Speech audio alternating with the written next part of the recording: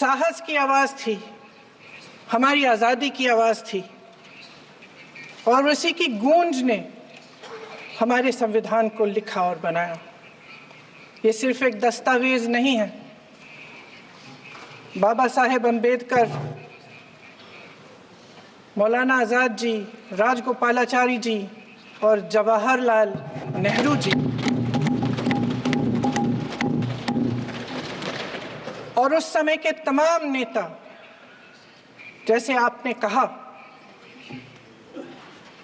इस संविधान को बनाने की जो कार्य में सालों के लिए जुटे रहे। हमारा संविधान इंसाफ, उम्मीद, अभिव्यक्ति और आकांक्षा की वो ज्योत है जो हर हिंदुस्तानी के दिल में जलती है। अध्यक्ष महोदय, इस ज्योत ने हर एक भारतीय को ये पहचानने की शक्ति दी कि उसे न्याय मिलने का अधिकार है, कि उसमें अपने अधिकारों के लिए आवाज उठाने की क्षमता है, कि जब वो आवाज उठाएगा तो सत्ता को उसके सामने झुकना पड़ेगा। इस संविधान ने हर एक देशवासी को ये अधिकार दिया कि वो सरकार बना भी सकता है और सरकार बदल भी सकता है। ये ज्योत जो हर हिंदुस्तानी के दिल में जलती है, उसने हर हिंदुस्तानी को ये विश्वास दिया कि देश की संपत्ति में, देश की दौलत में, संसाधनों में उसका भी हिस्सा है, कि उसे एक सुरक्षित भविष्य की उम्मीद का अधिकार है, कि देश बनाने में भी उसकी भागीदारी है। उम्मीद और आशा की ये ज्योत मैंने देश के कोने कोने में खुद देखी है। उन्नाव में मैं एक रेप पीड़िता के घर गई, उसे जलाकर मार डाला था। वो शायद 20-21 साल की होगी। हम सबके बच्चे हैं। हम सोच सकते हैं कि अगर हमारी बेटी के साथ बार बार बलात्कार हुआ और फिर जब वो अपनी लड़ाई लड़ने के लिए गई तो उसको जलाकर मार डाला गया होता तो हम पर क्या बीतती। मैं उस बच्ची के पिता से मिली।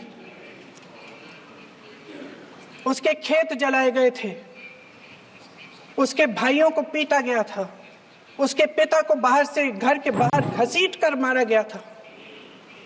उस पिता ने मुझे बताया कि बेटी, मुझे न्याय चाहिए। मेरी बेटी अपने एफआईआर को दर्ज करने के लिए जब जिले में गई तो उसको मना किया गया, अगले जिले में जाना पड़ा उसे। वो रोज सुबह 6 बजे उठकर तैयार होकर अकेली अपने मुकदमे को लड़ने के लिए अगले जिले में ट्रेन से जाती थी।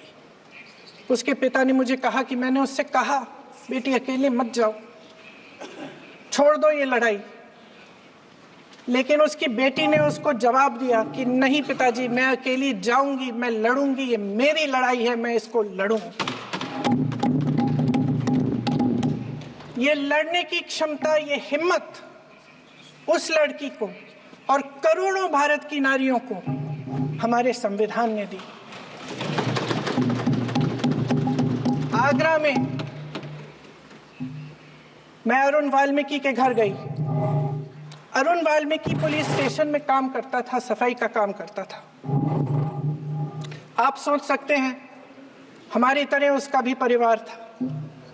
नई नई शादी हुई थी, 2-3 महीनों का बच्चा था। पुलिस स्टेशन में चोरी हो गई। चोरी का इल्जाम उस पर लगाया गया। उसके पूरे परिवार को उठाकर पुलिस स्टेशन में ले गए। आप हंस रहे हैं, लेकिन ये गंभीर बात है। गंभीर बात। शर्म करो, शर्म। अरुण वाल्मीकि को पीट पीट के मार डाला, उसकी बीवी को पीटा, उसके पिता के नाखून निकाले, उसके पूरे परिवार को पीटा गया। जब मैं उस जवान महिला से मिलने गई जो अभी अभी विधवा हुई थी, तो उसने मुझे कहा कि दीदी, हमें सिर्फ एक चीज चाहिए, हमें न्याय चाहिए। और हम इस न्याय के लिए लड़ते रहेंगे, चाहे कुछ भी हो जाए। ये हिम्मत उस महिला को हमारे संविधान ने दी।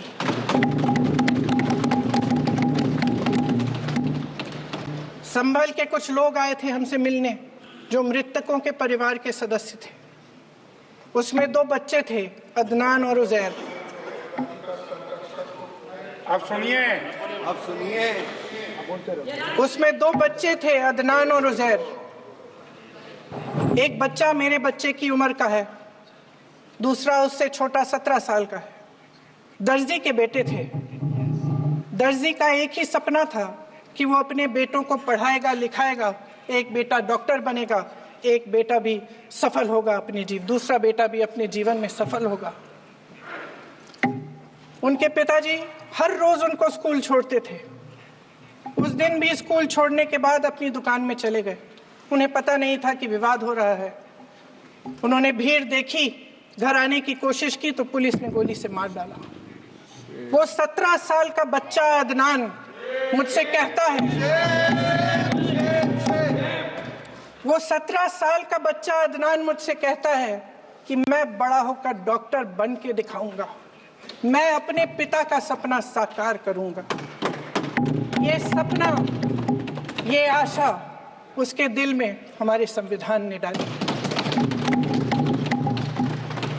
अध्यक्ष महोदय, हमारे देश के करोड़ों देशवासियों के संघर्ष में, अपने अधिकारों की पहचान में, इनकी कठिन से कठिन परिस्थितियों से लड़ने की अपार हिम्मत में और देश से न्याय की अपेक्षा में हमारे संविधान की ज्योत जल रही है। मैंने हमारे संविधान की ज्योत को जलते हुए देखा है और इसके साथ साथ ये भी समझा है कि हमारा संविधान एक सुरक्षा कवच है। एक ऐसा सुरक्षा कवच है जो देशवासियों को सुरक्षित रखता है, न्याय का कवच है, एकता का कवच है और अभिव्यक्ति की आजादी का कवच है। दुख की बात यह है कि मेरे सत्ता पक्ष के साथी जो बहुत बड़ी बड़ी बातें करते हैं, इन्होंने इन 10 सालों में यह सुरक्षा कवच, सत्ता पक्ष के मेरे साथियों ने ये सुरक्षा कवच तोड़ने का पूरा प्रयास किया है। संविधान में सामाजिक, आर्थिक और राजनीतिक न्याय का वादा है। ये वादा एक सुरक्षा कवच है जिसको तोड़ने का काम शुरू हो चुका है। लैटरल एंट्री और निजीकरण के जरिए ये सरकार आरक्षण को कमजोर करने का काम कर रही है। अगर लोकसभा में ये नतीजे नहीं आए हो तो ये संविधान बदलने का काम भी शुरू कर लेते हैं।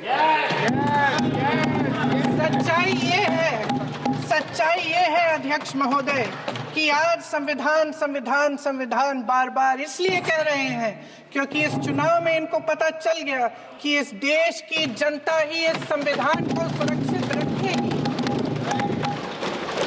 कि इस चुनाव में हारते हारते जीतने से इन्हें एहसास हुआ कि ये संविधान बदलने की बात इस देश में नहीं चलेगी। आज जनता की मांग है कि जाति जनगणना हो। सत्ता पक्ष के मेरे साथी ने इसका जिक्र किया। ये जिक्र भी आज इसलिए हो रहा है क्योंकि चुनाव में ये नतीजे आए। ये जाति जनगणना इसलिए जरूरी है ताकि हमें पता चले कि किसकी क्या स्थिति है और नीतियां उस हिसाब से बने। इनकी गंभीरता का प्रमाण ये है कि जब चुनाव में पूरे विपक्ष ने जोरदार आवाज उठाई कि ये जाति जनगणना होनी चाहिए, तो इनका जवाब देखिए। इनका जवाब भैंस चुरा लेंगे, मंगलसूत्र चुरा लेंगे, इनका ये जवाब था।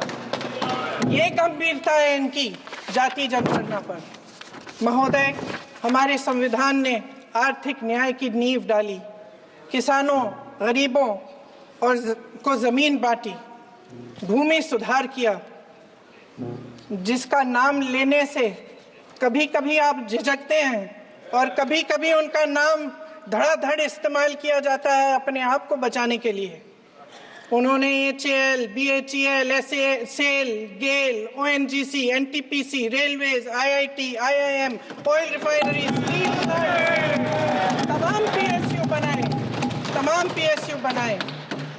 अध्यक्ष महोदय, उनका नाम पुस्तकों से मिटाया जा सकता है, उनका नाम भाषणों से मिटाया जा सकता है, लेकिन जो उनकी भूमिका रही इस देश की आज़ादी के लिए और इस देश के निर्माण के लिए, वो इस देश में से कभी मिटाया नहीं जा सकता।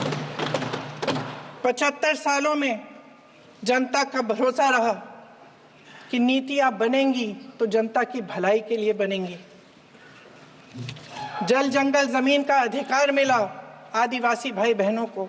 इंदिरा जी ने बैंकों का राष्ट्रीयकरण करवाया, खदानों का राष्ट्रीयकरण कराया। कांग्रेस और यूपीए की सरकारों में शिक्षा का, भोजन का अधिकार मिला। 75 सालों में जनता का भरोसा मिला। पहले संसद चलती थी तो जनता की उम्मीद होती थी कि सरकार महंगाई और बेरोजगारी पर चर्चा करेगी, कोई उपाय निकालेगी, कोई रास्ता निकालेगी।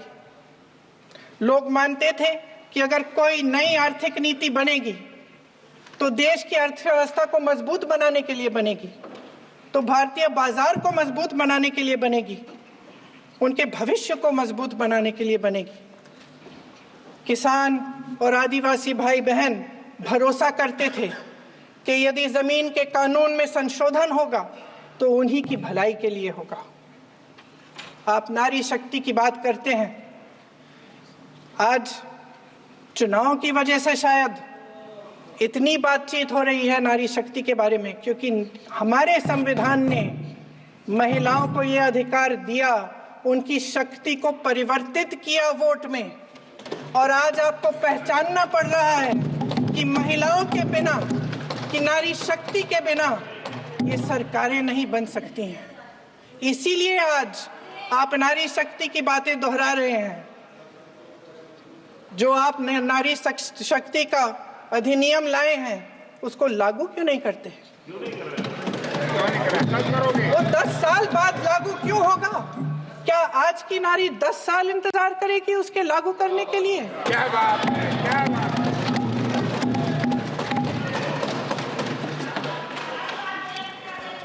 आज संसद में बैठे हुए सत्ता पक्ष के मेरे साथी ज्यादा से ज्यादा अतीत की बातें करते हैं।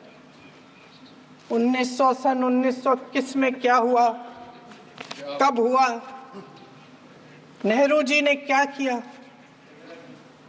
अरे वर्तमान की बात करिए, देश को बताइए आप क्या कर रहे हैं, आपकी जिम्मेदारी क्या है? कि सारी जिम्मेदारी जवाहरलाल नेहरू की है। अध्यक्ष महोदय जी, ये सरकार आर्थिक न्याय का सुरक्षा कवच तोड़ रही है। आज संसद में बैठी ये सरकार बेरोजगारी और महंगाई से जूझ रही हमारी जनता को क्या राहत दे रही है। कृषि के कानून भी बड़े बड़े उद्योगपतियों के लिए बन रहे हैं। सही MSP को छोड़िए, DAP तक नहीं मिल रहा है।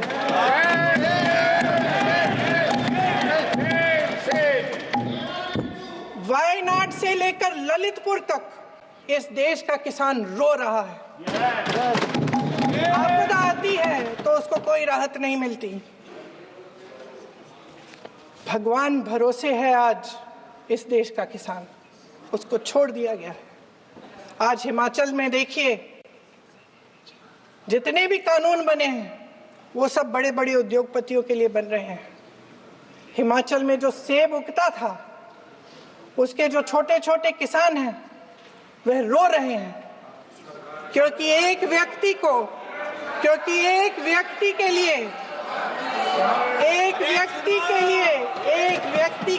सब कुछ बदला जा रहा है। सुनने की हिम्मत रखो।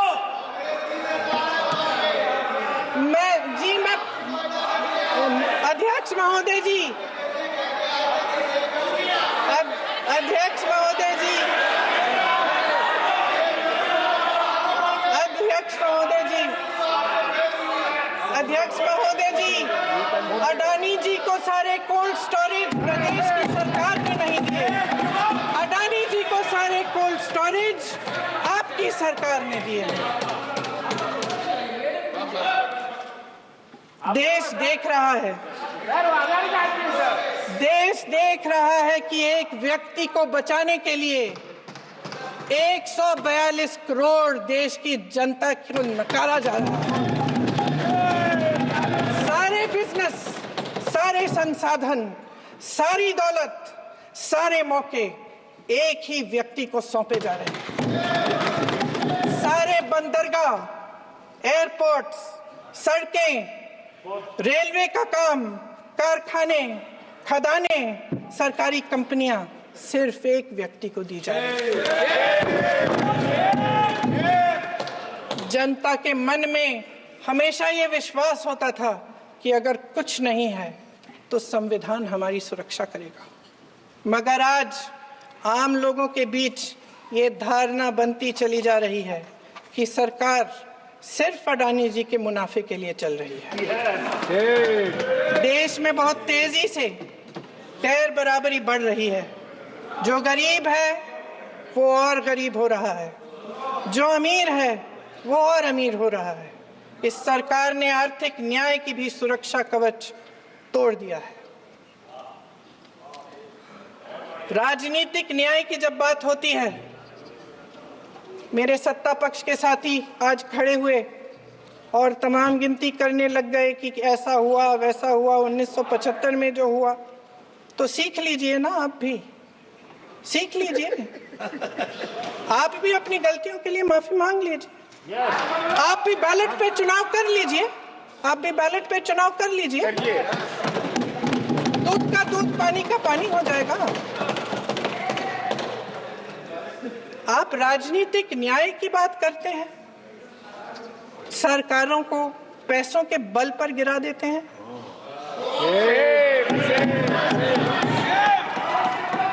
मेरा आग्रह है कि अपन संविधान में सकारात्मक बोले।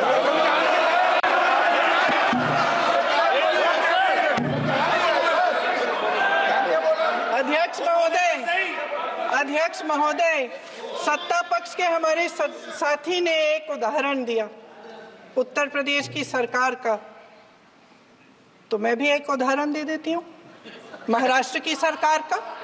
मैं भी एक उदाहरण दे देती हूँ हिमाचल की सरकार को तोड़ने की कोशिश किसने की, पैसों के बल पे की, गोवा की सरकार। तमाम उदाहरण राजस्थान की। क्या ये सरकारें जनता ने नहीं चुनी थी? क्या संविधान इन पर लागू नहीं था? पूरी देश की जनता जानती है कि इनका हंसती है, जानती है कि इनके यहाँ तो वॉशिंग मशीन है।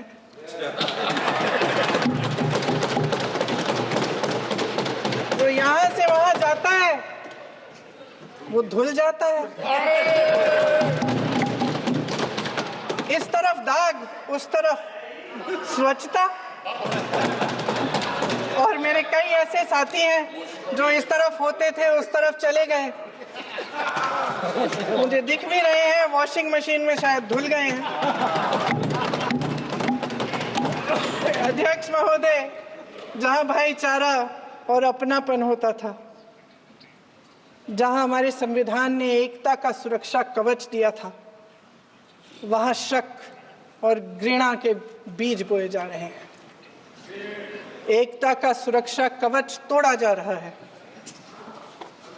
प्रधानमंत्री जी यहाँ सदन में संविधान की किताब को यूं माथे से लगाते हैं, लेकिन संभल में, हाथरस में, मणिपुर में जब न्याय की गुहार आती है, उठती है, तो उनके माथे पे शिकन तक नहीं आता।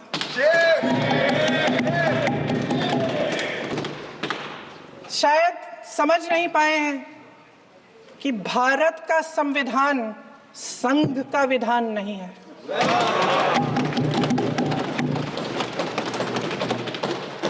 भारत के संविधान ने हमें एकता दी, हमें आपसी प्रेम दिया।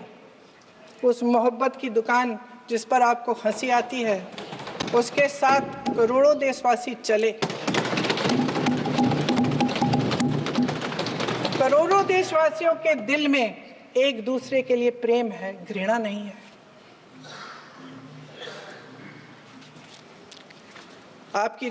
इनकी जो विभाजनकारी नीतियां हैं, उसका नतीजा हम रोज देखते हैं।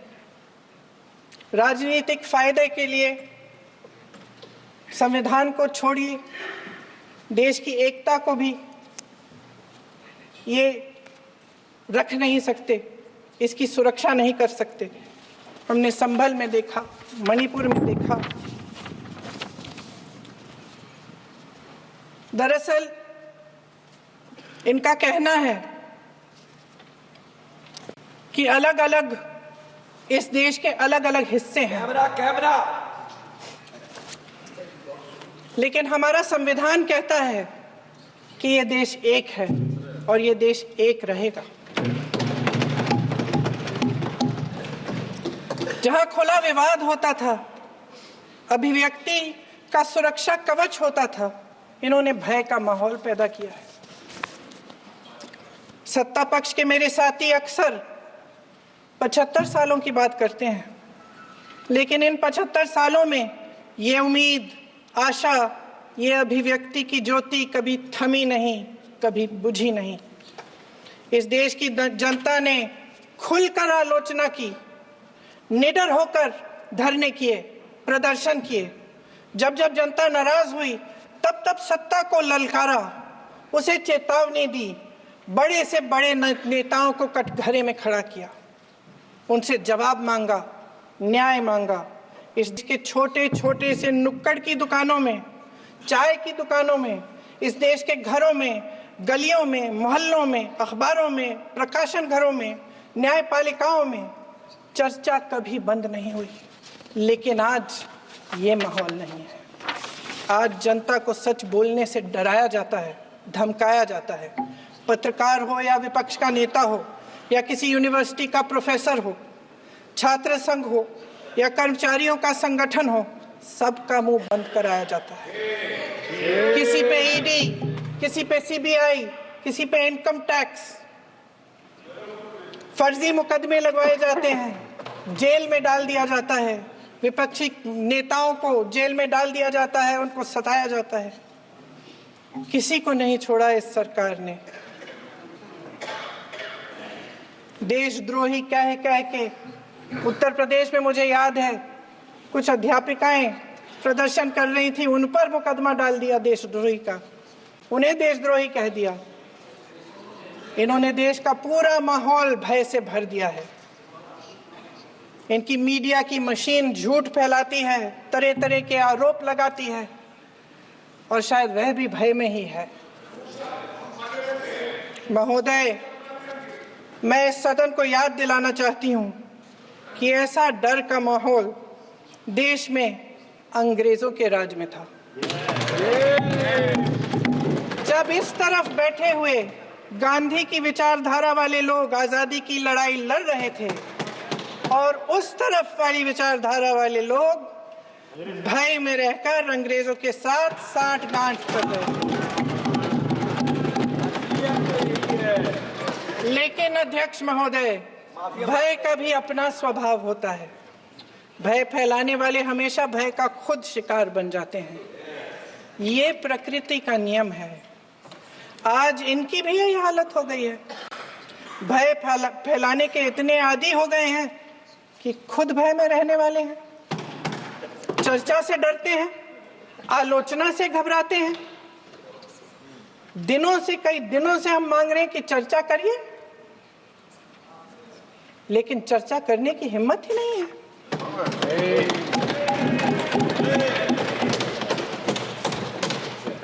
एक कहानी होती थी अध्यक्ष महोदय, शायद बचपन में आपने भी सुनी होगी। राजा भेष बदलकर बाजार में आलोचना सुनने जाता था। ये सुनने जाता था कि प्रजा मेरे बारे में क्या कह रही है, मैं सही रास्ते पे चल रहा हूं कि नहीं। लेकिन आज का राजा, भेष तो बदलते हैं आज के राजा, शौक तो है उनको भेष बदलने का, लेकिन न जनता के बीच जाने की हिम्मत है और न आलोचना सुनने की। महोदय, मैं तो सदन में नहीं हूं।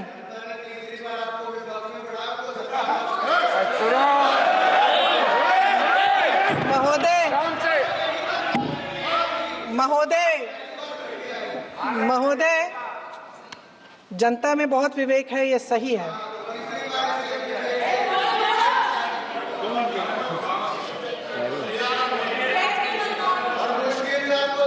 अच्छा महोदय, मैं सदन में नहीं हूं,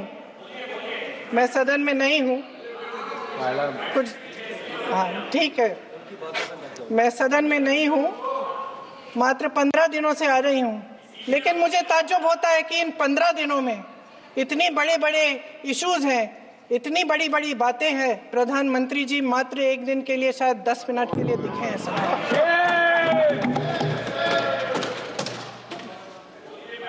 बात यह है अध्यक्ष महोदय जी कि ये देश भय से नहीं, साहस और संघर्ष से बना है। इसको बनाने वाले देश के किसान, जवान, देश के करोड़ों मजदूर और गरीब जनता है। संविधान इनको साहस देता है। मेहनती मिडिल क्लास है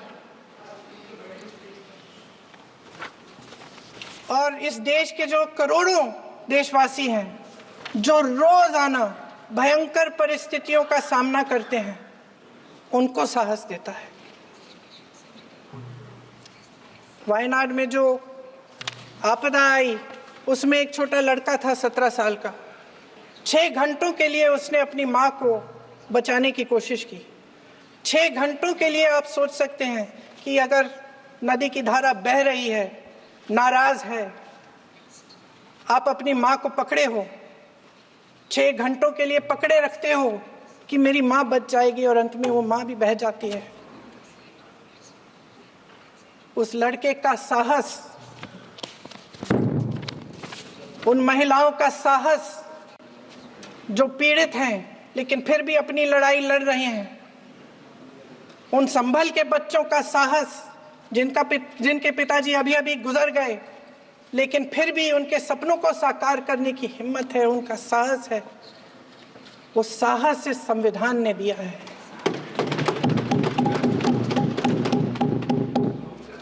वो आत्मविश्वास इस संविधान ने दिया है। नहीं चल सकता, ये देश साहस से ही चलेगा। भय की भी सीमा होती है, और जब वो सीमा पार हो जाती है, जब किसी को इतना दबाया जाता है कि उसको लगने लगता है कि अब मेरे पास खोने के लिए कुछ नहीं है, तब उसमें एक ऐसी शक्ति पैदा होती है जिसके सामने कोई कायर खड़ा नहीं हो सकता। ये देश कायरों के हाथों में ज्यादा देर तक कभी नहीं रहा है। ये देश उठेगा, ये देश लड़ेगा, सत्य मांगेगा, सत्यमेव जयते। जय हिंद।